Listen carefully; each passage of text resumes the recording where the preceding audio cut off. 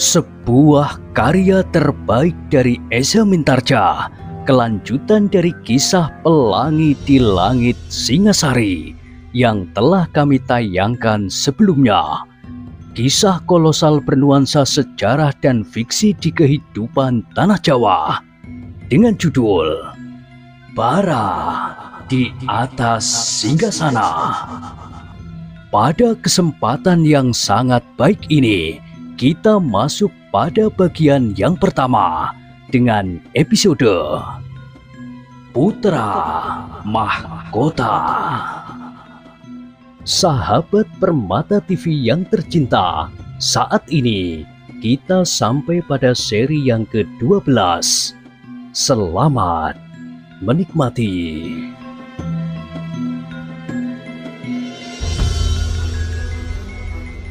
Pada kisah sebelumnya telah diceritakan, Mahisa Agni mengangguk-anggukkan kepalanya. Singasari berkembang demikian pesatnya. Witantra berkata selanjutnya, sehingga dengan demikian, maka kita pun menganggap bahwa orang yang demikian, yang dapat memimpin pemerintah dengan baik itu, sangat diperlukan. Mahisa Agni masih mengangguk-anggukkan kepalanya. Betapapun besar kesalahan yang telah diperbuatnya untuk mencapai tingkat yang didudukinya sekarang, namun Singasari telah menerimanya sebagai seorang perkasa yang memberi harapan. Iya, sahut Mahisa Agni. Itulah sebabnya aku lebih dahulu datang kepadamu. Aku lebih mudah minta maaf kepadamu daripada memperbaiki kesalahan yang telah aku lakukan. Aku tidak dapat berbuat apa-apa. Selain Singasari memang membutuhkannya, adikku pun memerlukannya. Witantra tersenyum. Aku tahu. Karena itu, aku menyerahkan diriku kepadamu. Apapun yang akan kau lakukan, aku benar-benar ingin menebus kesalahan itu. Tetapi aku tidak dapat melakukannya atas sumber kesalahan itu sendiri. Jangan kau sesalkan Agni. Kau boleh menyesal, tetapi jangan menjadi duri yang tajam di dalam hidupmu. Apa yang kau lakukan itu sebenarnya adalah akibat yang wajar dari perangkap yang sudah dipersiapkan baik-baik. Aku kagum atas kematangan persiapan yang hampir tidak dapat dihindari lagi oleh setiap orang yang memang dikehendaki. Adalah luar biasa pula ketajaman perasaanmu, sehingga kini kau dapat menemukan dirimu sendiri di dalam perangkap yang sudah sekian lama menjeratmu.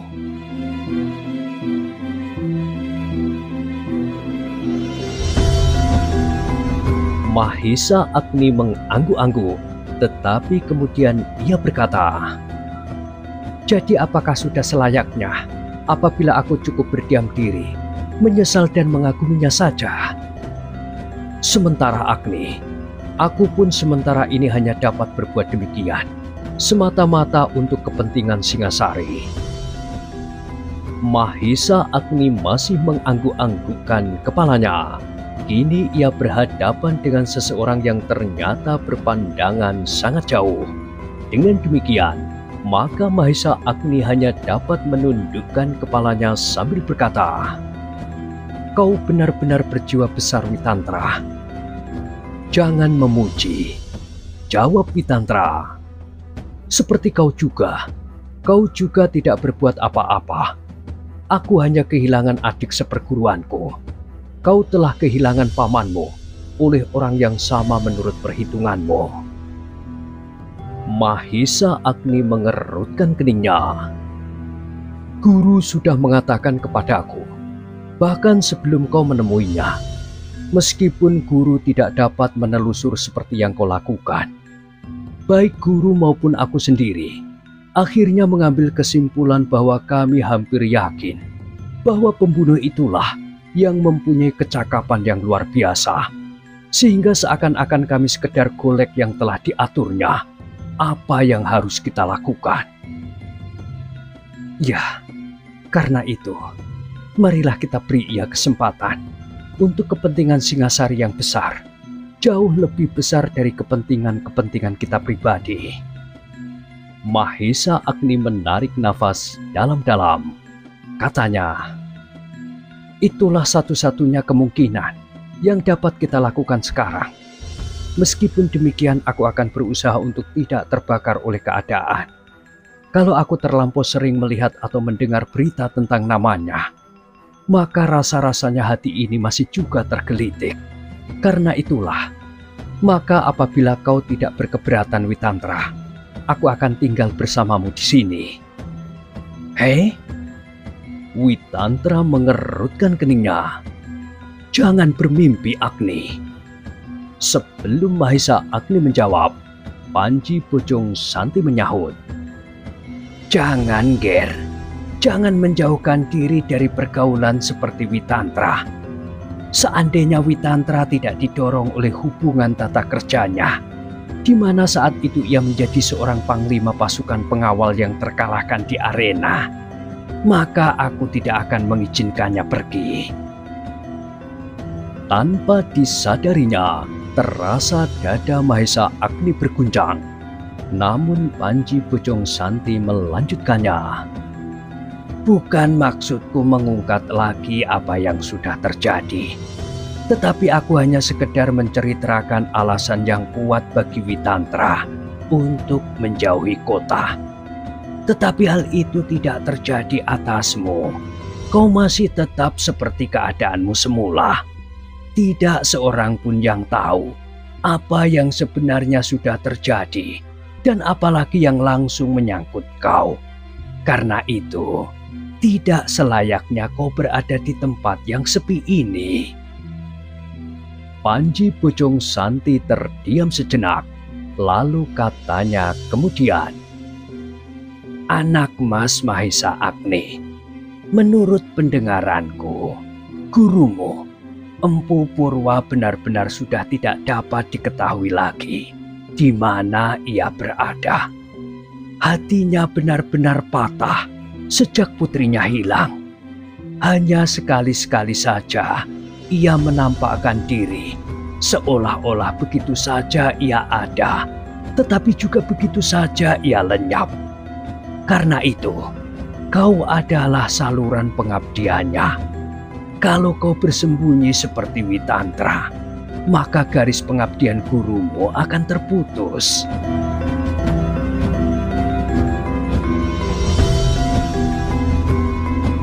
Mahesa Agni mengangguk-anggukkan kepalanya. Ia dapat mengerti arti kata-kata Panji Bojong Santi. Karena itu, tanpa disengajanya, ia mengangguk-anggukkan kepalanya dan berkata seolah-olah ditujukan kepada diri sendiri. Jadi, meskipun aku tahu apa sebenarnya yang telah terjadi, namun aku tidak mempunyai kemampuan untuk berbuat apa-apa. Bukan begitu, sahut Panji Bojong Santi. Kau dapat berbuat banyak, tetapi tidak dengan tergesa-gesa. Mahesa Agni mengangguk-anggukkan kepalanya. Nah, kalau kau ingin menenteramkan hatimu, tinggallah di sini sejenak, sehari, 2 hari, tetapi tidak untuk seterusnya. Terima kasih. Aku akan mencoba mencari-cari di sini, di dalam ketenangan. Mungkin aku menemukan yang aku cari. Panji Bojong Santi mengangguk-angguk sambil tersenyum. Baiklah, kau akan mendapat tempat yang kau harapkan di sini. Demikianlah, maka Mahesa Agni memutuskan untuk tinggal sementara di padukuhan yang sepi itu. Justru Panji Bojong Santilah yang lebih dahulu kembali ke padepokannya. Di padukuhan yang sepi itu, Witantra bersama Mahesa Agni melihat kemungkinan-kemungkinan yang dapat terjadi di Singasari. Menurut perhitungan mereka, Ken Arok pasti akan berhasil menguasai Singasari dan Kediri dengan baik, sehingga berkata Witantra kemudian, Mahesa Agni, aku kira kita tidak akan mendapat kesempatan sama sekali. untuk berbuat sesuatu atas Sri Rajasa. Kita tahu bahwa seluruh Singasari memerlukannya. Kalau kita mencoba untuk mengeterapkan rasa keadilan kita atasnya, maka kita akan berkhianat terhadap Tumapel yang kini sudah berkembang menjadi Singasari ini. Jadi dengan demikian, kita sudah membiarkan kejahatan berlangsung tanpa hukuman. Witantra menarik nafas dalam-dalam. Katanya, disinilah kita dihadapkan pada kenyataan yang tidak kita harapkan itu. Kita tidak dapat memilih lagi. Kita sadar bahwa kita seakan-akan dihadapkan pada suatu neraca yang sudah berat sebelah. Mahisa Agni mengangguk-anggukkan kepalanya. Tetapi, tiba-tiba Mahisa Agni berkata lemah, apakah kita tidak akan terlambat untuk berbuat sesuatu di hari-hari mendatang? Hari depan Singasari bukanlah hasil kerja sehari dua hari. Apa yang akan berkembang di masa mendatang pasti sudah mulai bergetar hari ini. Apakah yang kau maksudkan? Mahisa Agni menarik nafas. Katanya, sebenarnya aku merasa betapa kerdilnya jiwaku dibanding dengan jiwamu. Aku tidak pernah dapat melepaskan kepentingan-kepentingan pribadiku.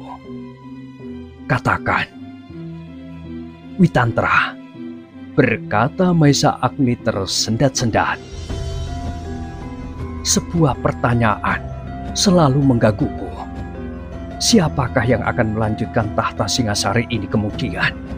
Kalau kita sudah bersepakat untuk membiarkan Ken Arok memerintah, karena ia benar-benar telah berhasil membuat Singasari menjadi besar, sehingga kita telah melepaskan segala macam tuntutan atas segala perbuatannya itu.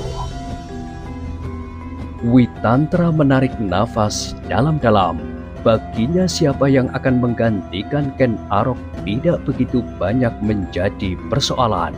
Yang penting baginya adalah orang itu dapat memerintah dengan baik, membuat Singasari bertambah maju dan bertambah besar. Tidak saja sebagai suatu negara di hadapan lingkungannya, tetapi juga bagi rakyatnya sendiri. Singasari harus menjadi negara yang memberikan kesejahteraan yang merata. Tetapi memang agak berbeda bagi Mahisa Agni. Mahisa Agni adalah saudara angkat permaisuri Singasari sekarang. Namun demikian Witantra menjawab, Mahisa Agni, aku kira bagimu pun tidak ada perbedaan. Apakah sekarang yang memegang kekuasaan masih Tunggul Ametung, atau sudah berpindah tangan kepada Ken Arok? Bahkan secara jujur harus diakui, Tunggul Ametung mendapatkan Ken Dedes dengan cara yang tidak wajar, sehingga hampir saja aku digantung di alun-alun karena aku tidak mau ikut serta. Sedang Ken Arok bagi Ken Dedes adalah orang lain sesudah Wiraprana yang dapat menjerat hatinya. Mahisa Agni mengangguk-anggukkan kepalanya. Tetapi kebencianmu kepada Ken Arok itu pun wajar, karena kau menganggap bahwa Ken Arok telah membunuh pamanmu. Witantra berhenti sejenak, kemudian katanya, bukankah begitu? Ya, suara Mahisa Agni hampir tidak terdengar, namun kemudian katanya, tetapi lain Witantra, ada sesuatu yang harus diperhitungkan. Ken Arok ternyata mempunyai seorang istri yang lain, iparmu itu. Witantra menarik nafas dalam-dalam. Sudah tentu hal itu harus dipertimbangkan. Maksudmu, kau cemas kalau tahta kelak akan jatuh ke keturunan Ken Umang? Mahisa Agni ragu-ragu sejenak. Adalah kebetulan sekali bahwa Ken Umang adalah adik ipar Witantra itu. Kau tidak usah ragu-ragu. Aku dan istriku tidak dapat menyetujui kelakuan anak itu. Selain itu, aku dapat mengerti kecemasan yang selalu menghantuimu.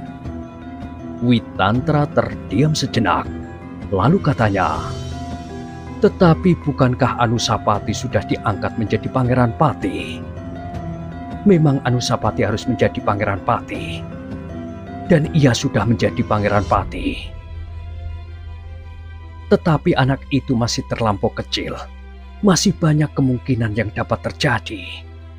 Witantra mengangguk-anggukkan kepalanya.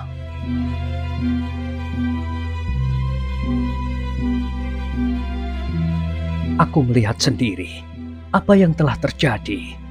Sikap Ken Arok sangat meragukan. Ia terlampau berat sebelah. Maksudmu, Anusapati dan Toh Joyo? Kenapa? Ban Cinde Ban Siladan. Ken Arok terlampau memanjakan Toh Joyo dan dapat dikatakan membenci Anusapati. Sebagai manusia aku dapat mengerti, karena Anusapati itu bukan anaknya. Anusapati sudah berada di dalam kandungan ketika Ken Dedes diambilnya menjadi istrinya. Witantra mengangguk-anggukkan kepalanya. Tetapi sebagai manusia, berkata Mahesa Agni selanjutnya, aku pun merasa tidak senang bahwa kemenakanku itu diperlakukan tidak adil. Aku tidak tahu bagaimana tanggapanmu mengenai masalah ini, karena aku tahu Toh Joyo adalah kemenakanmu. Witantra mengangguk-anggukkan kepalanya. Katanya, Ken Umang seolah-olah sudah terpisah dari keluarga kami. Ketika kami pergi dari Tumapel, adik itu sudah berselisih dengan kakak perempuannya, sehingga seolah-olah mereka saling berjanji untuk tidak berhubungan lagi di saat-saat mendatang. Mahesa Agni mengangguk-anggukkan kepalanya. Jadi apa yang akan dapat kau lakukan? Aku tidak tahu, jawab Mahesa Agni. Mereka pun kemudian saling berdiam diri, tetapi pertanyaan itu tidak dapat mereka singkirkan dari dada mereka. Bukan hanya dalam saat mereka berbincang-bincang, tetapi setiap saat. Meskipun hampir setiap saat keduanya berbicara, maka akhirnya mereka akan sampai kepada masalah itu. Apa yang dapat mereka lakukan? Mahesa Agni, berkata Witantra pada suatu saat, kita tidak akan dapat menemukan jawaban di masa-masa dekat. Tetapi apapun yang akan terjadi, kau harus menyiapkan Anusapati untuk menghadapi segala kemungkinan. Mahesa Agni mengangguk-anggukkan kepalanya. Jawabnya, itu memang sudah terpikir olehku. Menilik tuntunan yang didapatnya sekarang, Anusapati tidak akan dapat menjadi orang yang pantas untuk menjadi seorang raja yang akan menggantikan Ken Arok. Ia akan tenggelam sama sekali dalam arus kebesaran nama ayah tirinya, sehingga ia justru akan mendapat banyak kesulitan. Rakyat pasti akan menganggapnya tidak mampu untuk menggantikan Ken Arok. Dalam keadaan yang demikian itulah, maka Toh Joyo menjadi semakin masak untuk mendesak kakaknya. Witantra mengangguk-anggukkan kepalanya. Lalu, katanya, apakah kau akan menuntunnya langsung? Aku cemas bahwa aku tidak akan mendapatkan izin. Witantra tidak menjawab, tetapi kepalanya masih terangguk-angguk. Witantra, berkata Mahesa Agni kemudian, aku tidak tahu apakah jalan yang terlintas di kepalaku ini jalan satu-satunya yang paling baik. Aku akan mencari kesempatan apabila Anusapati menjadi semakin dewasa untuk dengan diam-diam menuntunnya. Aku akan membuat Anusapati menjadi seorang anak muda yang memiliki kemampuan yang tangguh di dalam olah kanuragan. Sehingga apabila datang saatnya, ia bukan lagi seorang yang dungu duduk kebingungan di atas tahta dan disoraki oleh rakyat Singasari yang kecewa kepadanya. Apalagi yang menuntunnya turun dari kedudukannya karena ia dianggap tidak mampu sama sekali. Witantra tidak segera menyahut, tetapi kepalanya terangguk-angguk. Kadang-kadang ia mengerutkan keningnya, namun kadang-kadang sepercik cahaya memancar di matanya. Witantra dapat mengerti apa yang terlintas di dalam angan-angan Mahesa Agni. Umur Anusapati dan Tohjoyo yang terpaut banyak memang dapat menimbulkan kecemasan. Menurut pertimbangan Mahesa Agni, Anusapati bukan putra Sri Rajasa sendiri seperti Tohjoyo, sehingga memang mungkin sekali perubahan keputusan Sri Rajasa itu terjadi, meskipun dengan lika-liku yang sangat panjang. Sri Rajasa tidak akan kekurangan akal untuk melakukan niatnya, apalagi kini ia memegang kekuasaan. Selagi ia masih seorang perwira yang tidak begitu dekat dengan Tunggul Ametung, ia mampu menjadikan orang-orang yang memimpin Tumapel seperti tidak mempunyai sikap dan pendirian sendiri. Ken Arok mampu melenyapkan Tunggul Ametung setelah ia berhasil membunuh Empu Gandring yang diperkirakannya akan menjadi duri di sepanjang hidupnya. Kemudian membuang bekas perbuatannya dengan mengorbankan Kepu Ijo dan memperalat Mahesa Agni untuk mempertahankan kesalahan Kepu Ijo. Ken Arok memang mempunyai kecakapan yang luar biasa, desis Witantra di dalam hatinya. Atau memang kamilah yang terlampau dungu? Witantra mengangkat wajahnya ketika ia mendengar Mahesa Agni bertanya, "Bagaimana pendapatmu, Witantra?" Witantra menarik nafas dalam-dalam. Katanya, "Iya, kau benar. Memang banyak sekali kemungkinan dapat terjadi. Apalagi pada Anusapati," berkata Mahesa Agni pula. "Ia seakan-akan sebatang kara di dalam istana. Selagi Tunggul Ametung yang dikelilingi oleh pengawal-pengawal yang terpercaya dapat dilenyapkannya tanpa bekas, karena Kepu Ijo terjerat di dalam jaring-jaringnya. Bukan saja Kepu Ijo, tetapi aku juga." "Iya, aku mengerti," sahut Witantra. "Karena itu, aku akan melakukannya dengan diam-diam. Kalau hal itu nanti pada suatu saat diketahui oleh Ken Arok, maka Anusapati pasti akan terancam. Namun apabila anak itu dibiarkan sesuai dengan perkembangannya sekarang, di bawah asuhan orang-orang yang sama sekali memang tidak dapat dipercaya, atau sengaja atas perintah Sri Rajasa membuat Anusapati tidak berdaya, maka ia akan mengalami siksaan batin di hari kemudian. Yang lebih parah lagi adalah ia akan hilang dari istana sebelum ia dewasa." "Ya," jawab Witantra, "tetapi caranya itu sangat berbahaya. Aku mempunyai kesempatan yang cukup untuk berada di istana. Aku dapat berada di dekat Anusapati dengan alasan apapun. Kelak apabila Anusapati menjadi semakin dewasa, tugas itu akan menjadi semakin mudah, karena Anusapati sudah dapat keluar dari istana di saat-saat tertentu." Witantra mengangguk-anggukkan kepalanya. "Apakah alasanmu untuk selalu berada di dekat Anusapati?" "Padang Karautan sudah menjadi semakin baik. Aku berharap untuk dapat menjadi seorang pegawai istana atau pegawai apapun di kota. Mungkin aku akan mendapat pekerjaan di luar istana, di sudut-sudut kelengkapan kerja yang lain.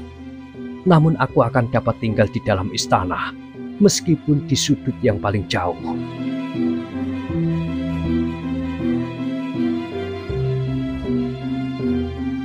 Witantra masih mengangguk-anggukkan kepalanya. Kemudian katanya, "Memang mungkin hal itu kau lakukan atas pengaruh tuanku Permaisuri, sehingga kau dapat tinggal di dalam.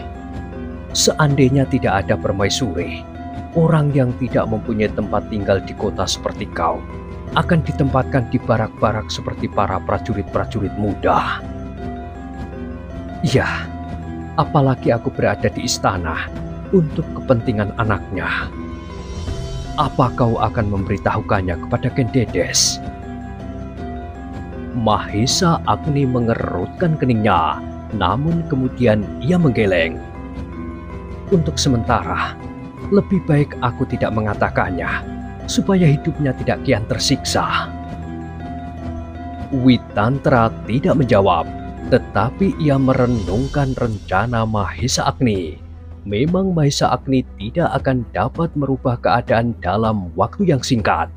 Ken Arok membuat Singasari seperti sekarang ini dengan perencanaan yang benar-benar masak, meskipun seorang diri. Kini apabila Mahesa Agni akan menarik kembali kekuasaan dari orang lain kecuali Ken Dedes, ia pun harus mempergunakan rencana dan perhitungan yang matang. Mereka tidak segera dapat memutuskan apakah rencana itu memang rencana yang paling baik. Mereka memerlukan 2-3 hari untuk merenungkan itu, sehingga pada suatu saat Witantra berkata, "Mahesa Agni, sampai saat ini aku tidak melihat cara lain yang lebih baik dari rencana-rencanamu. Karena itu, aku kira kau dapat mengeterapkannya untuk sementara waktu.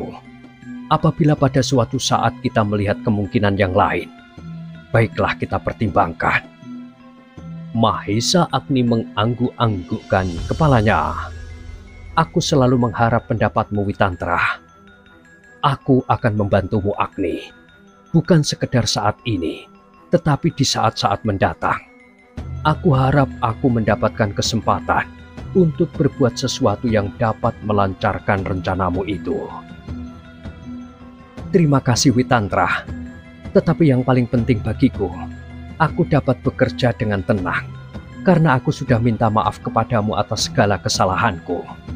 Apalagi kau kini menyatakan bahwa kau akan membantuku. Aku tentu akan sangat berterima kasih.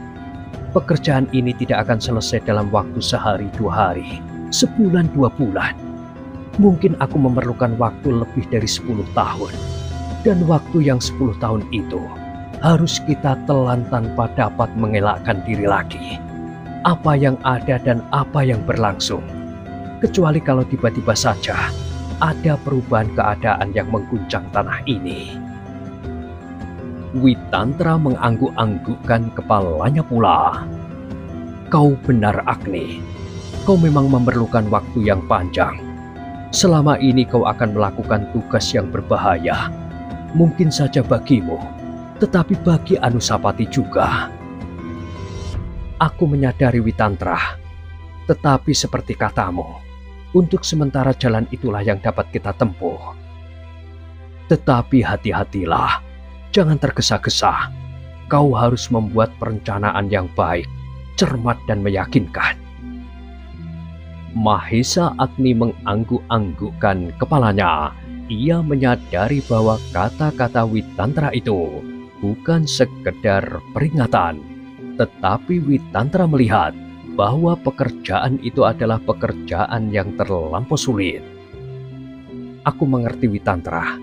Mudah-mudahan Anusapati sendiri membantu rencana itu." Witantra mengangguk-anggukkan kepalanya pula. Memang ia sama sekali belum melihat cara lain yang lebih baik. Dengan demikian maka keduanya memutuskan untuk melaksanakan rencana itu. Apabila datang saatnya, Witantra pun tidak berkeberatan untuk menyempurnakan ilmu Anusapati. Sehingga menurut bayangan Mahesa Agni, di dalam diri anak itu akan luluh 3 sumber ilmu dari 3 perguruan: Empu Purwa, Empu Soto, dan Panji Bojong Santi. Mudah-mudahan anak itu dapat menjadi anak yang mendekati kesempurnaan, berkata Mahesa Agni di dalam hatinya. Dengan keputusan itu, maka Mahesa Agni pun kemudian segera minta diri. Ia ingin mencari kemungkinan-kemungkinan yang dapat ditempuhnya untuk melaksanakan rencananya. Ternyata baik Mahesa Agni maupun Witantra sama sekali sudah tidak mendapat kesempatan sama sekali untuk mengguncang kedudukan Ken Arok. Betapa mereka mengetahui kesalahan yang tersimpan di dalam diri Raja Singasari itu. Mereka ternyata mementingkan masalah yang jauh lebih besar dari masalah-masalah pribadi mereka sendiri. Kini Sri Rajasa benar-benar diperlukan oleh Singasari. Apakah kau akan kembali bersama aku, atau kau akan tinggal di sini? Bertanya Mahesa Agni kepada Cantrik yang mengantarkannya. Sebenarnya, aku lebih senang tinggal di sini, jawab Cantrik itu. Aku kira bukan begitu, sahut Witantra. Kau malas melakukan perjalanan kemanapun. Jadi dimanapun kau berada, kau merasa bahwa tempat itu lebih baik dari tempat-tempat yang lain. Cantrik itu tertawa. Hehehe, kau menebak tepat, katanya. Jadi bagaimana? Bertanya Mahesa Agni. Aku akan kembali ke kota. Aku akan bertanya di mana para pengungsi dari Kediri itu ditempatkan. Ia berhenti sejenak, lalu katanya, bukankah begitu? Ah, Mahesa Agni berdesah. Marilah kita bersiap-siap, berkata Cantrik itu kemudian. Kapan kita akan berangkat? Besok pagi-pagi buta, supaya kita tidak usah bermalam di perjalanan. Cantrik itu mengangguk-anggukkan kepalanya. Demikianlah, di pagi-pagi buta keesokan harinya, Mahesa Agni dan Cantrik kawan seperjalanannya itu pun sudah siap untuk berangkat. Namun sudah barang tentu ia tidak lupa untuk minta diberi bekal ketan ireng dan serundeng kelapa muda. Supaya aku tidak kelaparan di sepanjang jalan, berkata Cantrik itu. Witantra tersenyum sambil mengangguk-anggukkan kepalanya. Bukankah kau kadang-kadang harus berpuasa sampai beberapa hari, tanpa makan apapun kecuali minum dan sebuah pisang emas sehari? Oh, tentu berbeda. Kalau aku memang sengaja melakukannya, jangankan sepekan, sebulan aku tidak akan merasa lapar. Ia berhenti sejenak. Tetapi kali ini aku tidak sengaja berpuasa. Apa salahnya aku membawa ketan ireng dan serundeng kelapa muda? Tentu tidak ada salahnya, jawab Witantra. Nah, begitulah, sahut Cantrik itu sambil menganggukkan kepalanya. Sementara Mahesa Agni tersenyum saja melihat kelakuannya. Bekal ini tidak kalah pentingnya dengan pedang di lambungku. Lalu katanya, apakah kita sudah siap untuk berangkat? Aku sudah siap sejak tadi. Oh, Cantrik itu mengerutkan keningnya. Kalau begitu, marilah kita minta diri. Sebentar lagi matahari akan naik di atas cakrawala. Keduanya pun kemudian minta diri kepada Witantra suami istri. Mereka meninggalkan padukuhan yang sepi itu. Namun agaknya Mahesa Agni menemukan pergolakan yang dahsyat di dalam dadanya. Justru di padukuhan yang sepi dan tentram. Sejenak kemudian maka keduanya pun segera memacu kuda mereka sebagai jalan masih memungkinkan. Apabila mereka sampai ke daerah yang semakin sulit, maka perjalanan mereka akan terhambat.